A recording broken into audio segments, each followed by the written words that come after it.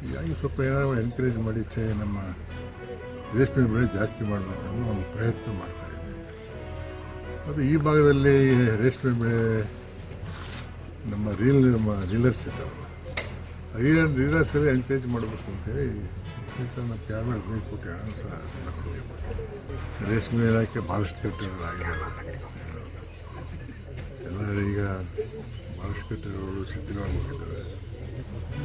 ಮತ್ತು ಈಗ ಕಡಿಮೆ ಯಾರು ಅದನ್ನು ಉಪಯೋಗಿಸ್ತಾ ಇದ್ದಾರೆ ಸಣ್ಣ ಹಣ.